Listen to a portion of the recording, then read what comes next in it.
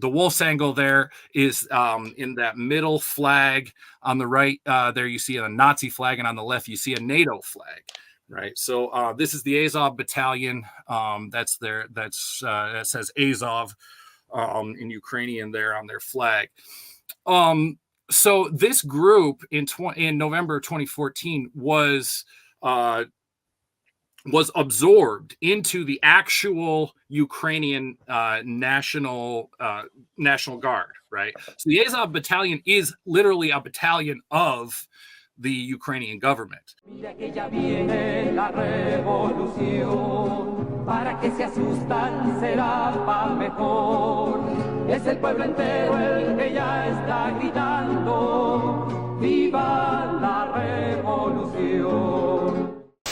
Iranian nuclear weapons development. They have turned the island into a communist hellhole. The experiment in Venezuela has failed completely.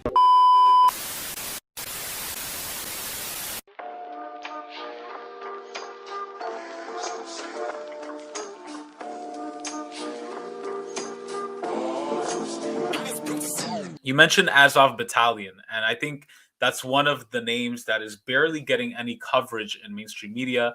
People don't even know that the Ukrainian government that's in place now came to power in a fascist coup, and the Azov Battalion, a far-right Nazi organization, is one of the leading groups that has been killing and murdering people in Donbass. So what I want to do is I want to play a clip. Interestingly enough, by the way, this is from Time. So, again, not a friend of the working class and bourgeois media itself. This is from almost 2 years ago. This is before things were heating up, when the Donbass conflict was kind of quote unquote winding down. So it's interesting to see that even bourgeois media themselves admit that you have literal fascists in the Ukrainian government. And now they're kind of like wiping that under the fridge and trying to hide that. So I'm going to play this clip just to give some more background on Azov, and we'll talk about the nature of Ukrainian fascism. Violent extremism have grown especially alarmed about the Azov movement. The group emerged from the revolution that swept across Ukraine in 2014, and it has gotten a lot stronger amid the ongoing war with pro-Russian forces in eastern Ukraine. The fighting in that region has become kind of ideal breeding ground for militias like Azov. At their public events, one thing that surprised me was how many Ukrainians tend to see Azov not as militants or extremists, but as war heroes. In Kiev, the capital, I watched an Independence Day parade where veterans of the Azov Battalion marched alongside other volunteer militias, surrounded by cheering crowds, who thanked them for defending Ukraine against Russia. But even at the march, there were signs of the far-right ideology that's so common inside Azov. The symbols on their flags have been especially controversial. Azov says it combines the letters I and N for idea of nation, but extremism experts see it as an emblem of Nazism. The official symbol of Azov, it's a version of Volksangel. It was one of the symbols of one of SS division during the World War II.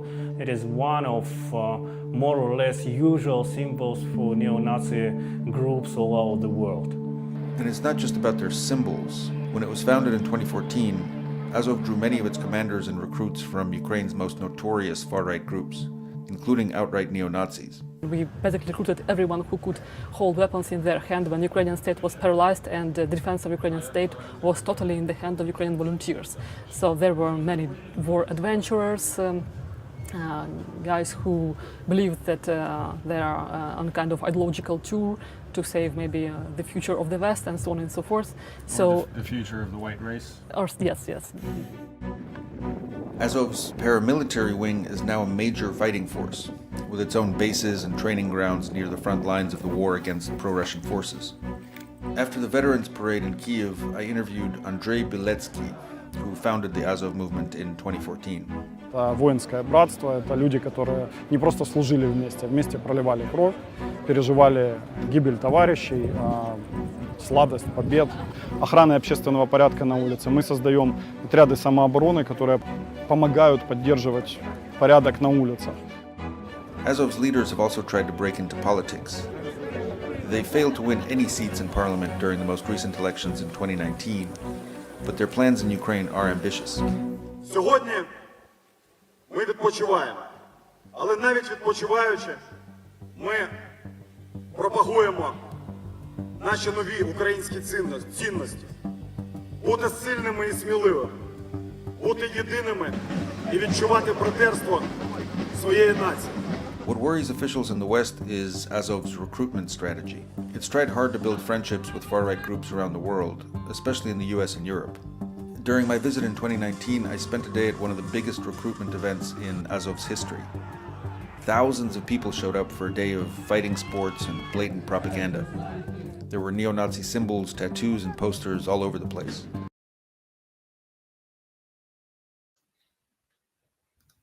So that's a little bit about the Azov Battalion. Apparently, they also, I guess, Nazis like to rave as well and wrestle and do all these random things. But Azov Battalion, not a good group of guys, really horrible people, fascists, literal Nazis who have been killing and murdering innocent peoples in eastern Ukraine. Really horrible. Comrade Chris, I wanted to ask you, give us your thoughts about the origins of Ukrainian fascism, because what I find interesting is that one of the main sources of influence of the Azov Battalion and the Ukrainian fascists is Stepan Bandera. I'm not sure if I'm pronouncing it right, but he was this far-right leader who basically sided with the Nazis during World War II. Give us some breakdown about, like, even just within Ukraine, like, what are some of the class and divisions between, like, the Western Ukraine that some elements sided more with the Nazis, and then the eastern part of Ukraine that had a lot of Russian and anti-fascist and Soviet revolutionaries?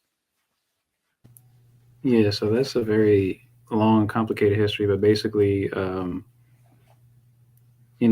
basically immediately right after, like, the Bolshevik Revolution, the United States and other Western countries immediately started backing groups in Ukraine and other countries that were far right, that were, the sort of like narrow nationalist mindset. And they did so throughout World War II.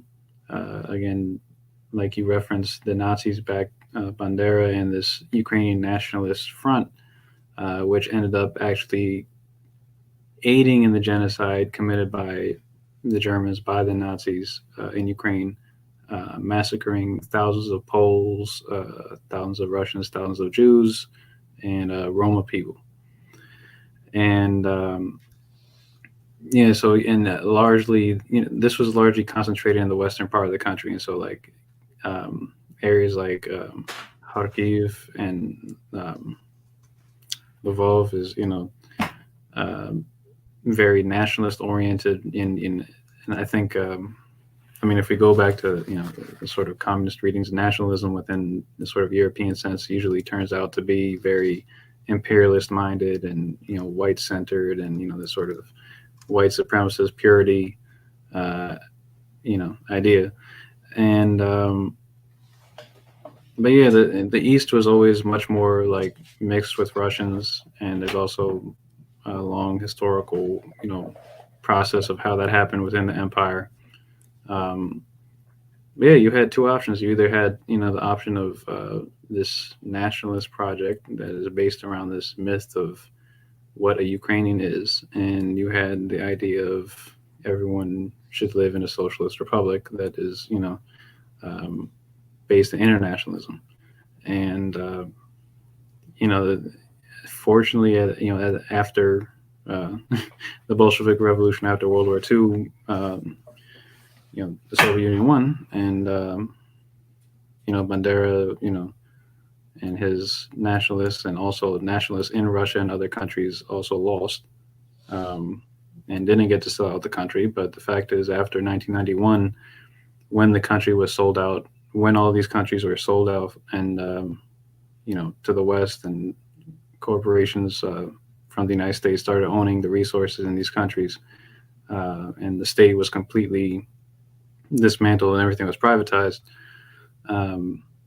These nationalist forces are what were empowered by the state at that point. After 1991 in Ukraine, they banned unions with radical characteristics. They tried to marginalize any left forces in the country, and they actively empowered the right wing. and that's how you get the coup that happened in 2014, and that's how you get where we are now, where Stepan Bandera is literally hailed as a national hero, which is again, given the history of Ukraine anti-fascism, not just in the East but throughout the entire country is pretty disgusting. Yeah, most definitely. And I think that's a great rundown of the history of Ukrainian fascism and how it's basically operated as a henchman for NATO, for imperialism, the North Atlantic Treaty Organization, or a terrorist organization, as I like to call it. And even just looking at a map of Ukraine, it's interesting. So Donetsk, Lugansk are all the way on the east. You can probably see Lugansk like right at the very far right. Right next to Russia. So it's literally like right there, right? Russia has a huge border with Ukraine. And the interesting thing about even just looking at a map and how ridiculous, because all of the narratives and talking points in mainstream media is Russia is mobilizing thousands of troops along the Ukrainian border. That's some of the word magic that has been used, right? Along the Ukrainian border. Well, what's along the Ukrainian border is Russia, is its own country. So Russia is mobilizing troops within its own country.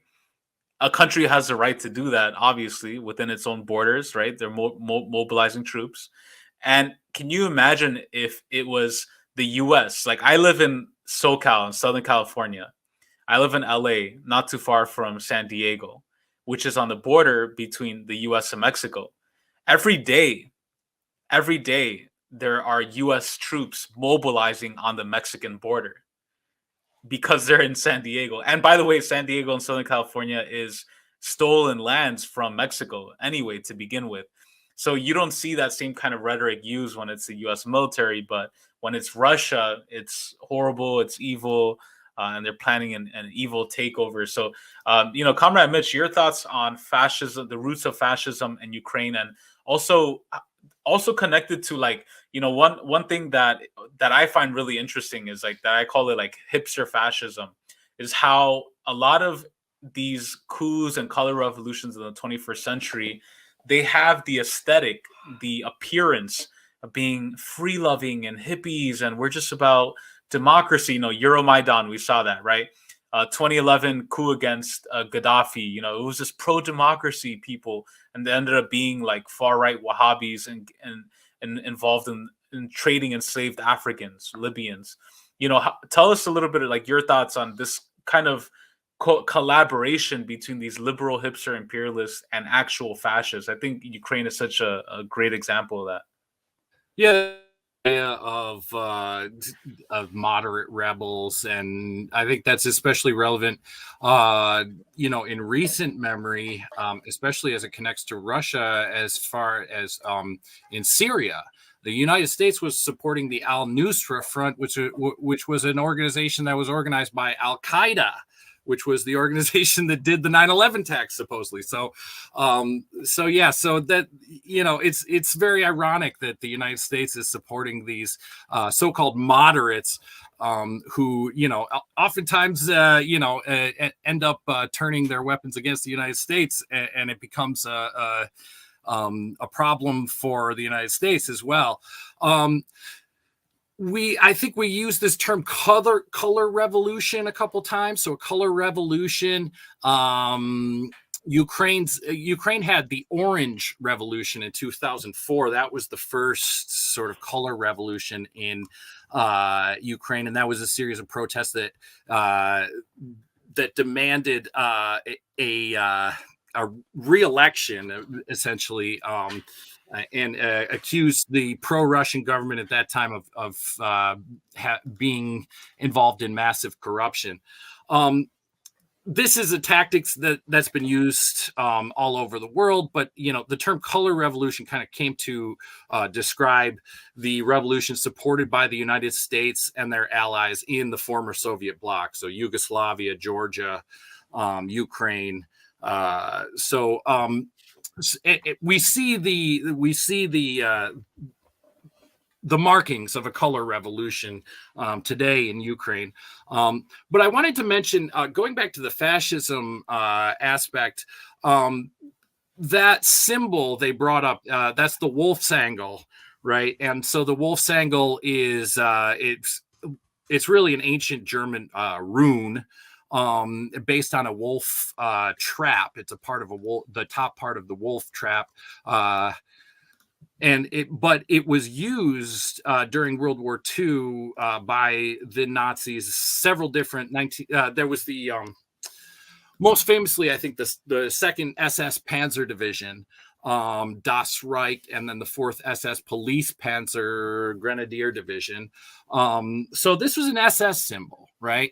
And there was a law passed in Ukraine in 2015. It was in April 2015. The Ukrainian parliament passed legislation. It was a decommunization law. However, the law, in order to attempt to sort of be fair to both sides and do a both sides kind of thing, banned communist symbols as well as Nazi symbols. However, apparently the wolf's angle was not among the symbols that was banned under that law. Now, continuing in 2015, in June of 2015, in July of 2015, the Ukrainian Interior Ministry made it illegal for the Communist Party of Ukraine, Renewed, and the Communist Party of Workers and Peasants to participate in elections. So it made it illegal for openly communist parties to be involved in elections. So, by the way, the wolf's angle there is in that middle flag. On the right, there you see a Nazi flag, and on the left you see a NATO flag, right? So this is the Azov Battalion. That says Azov in Ukrainian there on their flag. So this group in November 2014 was absorbed into the actual Ukrainian National Guard, right? So the Azov Battalion is literally a battalion of the Ukrainian government, right? Let's see. So in 2014, the Euromaidan revolution, the second Ukrainian color revolution brought Poroshenko to power. Poroshenko is a right-wing nationalist. I don't know if you would consider him a neo-Nazi per se, but he had several members of Svoboda and Right Sector in his cabinet, filling ministry positions. They later resigned shortly after, actually, the Maidan Revolution. However, it's clear the character of that coup government was a far-right nationalist government that was at least okay with neo-Nazis being part of the government, right? So today, we should, I mentioned that Zelensky is Jewish, right? And today we should mention that the neo-Nazi parties like Svoboda and Right Sector have less sway than they did in 2014 and 2015 in the government. However, like I said, they are still organized militias as part of the National Guard. I wanted to read a short thing from the Communist Party of the Russian Federation, their statement on the situation. They said, everyone should be aware that the democratic mechanisms in Ukraine have been abolished. After the 2014 state coup, real policy on its territory is increasingly dictated by aggressive nationalist bands. Representing an absolute terrorist minority, they hold Ukrainian people in fear and impose rules of behavior on members of political establishment. This accounts for the political transformation of Vladimir Zelensky, elected by Ukrainians as the president of peace in Donbass and normalizations of relations with Russia. He became a vehicle of the opposite kind of policy. In the current situation, the task of liberating Ukraine from Bandera dictatorship, referencing Stepan Bandera again there, cannot be solved by the Ukrainian people itself. The country's civilian population is still partly able to express its opinion through what remains of parliamentary procedures, but it cannot oppose the forces of terror which are armed to the teeth. The task of denazification of Ukraine must become the key concern of the world community. And it's important to note that in the 2019 Ukrainian parliament elections, the number one party was the party of Zelensky, which I forget the name of right now. Sorry, I can't remember the Zelensky's party, but the second most popular party in the 2019 elections, and the party that has the second most seats on that parliament, is called the Opposition Platform. And the Opposition Platform is a pro-Russia party, right? So there are many people, up until 2014, Ukraine went back and forth between having a pro-Russian president and a pro-Western, pro-EU president, right? So they would go back and forth with this. 2014 kind of put an end to all that and forced them to continue to have a pro-Western government, even though a large percent of the people continue to be sympathetic to Ukraine or to Russia, and a lot of people speak Russian and have a familial feeling of a relationship with Russia.